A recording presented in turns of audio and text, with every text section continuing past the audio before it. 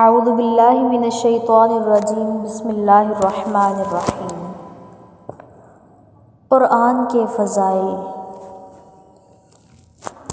خالق کائنات کا کلام، یہ کلام خود خالق کائنات کا ہے جس کا علم لامحدود ہے۔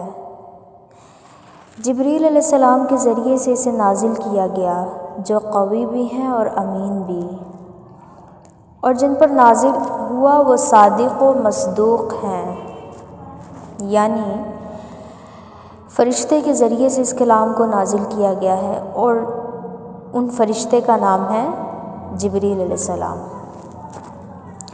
پھر اس فرشتے کی صفات بھی بیان ہوئی ہیں، قوی بھی ہے، امین بھی ہے، مضبوط بھی ہے، امانت دار بھی ہے، جیسے سنا ویسے پہنچایا۔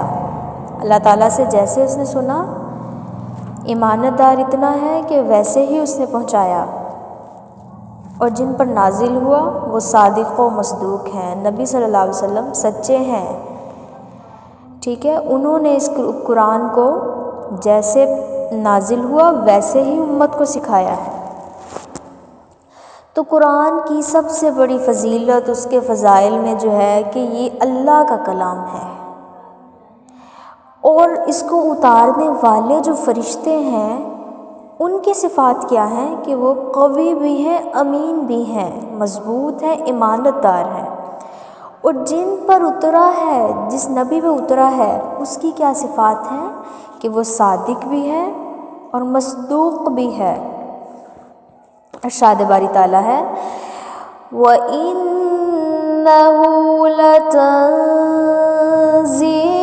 رَبِّ الْعَالَمِينَ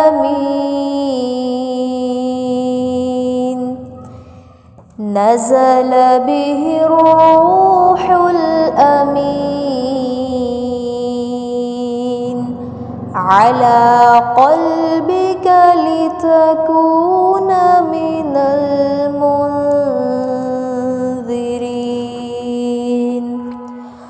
اور بے شک یہ رب العالمین کا نازل کرتا ہے، جسے روح امین لے کر اترے ہیں آپ کے دل پر، تاکہ آپ ڈرانے والوں میں سے ہو جائیں۔ ایک حدیث ہے، عن عمرو بن دینار قال ادرکت الناس منذ 70 سنة يقولون اللہ خالق وما سواه مخلوق والقرآن کلام اللہ عز وجل۔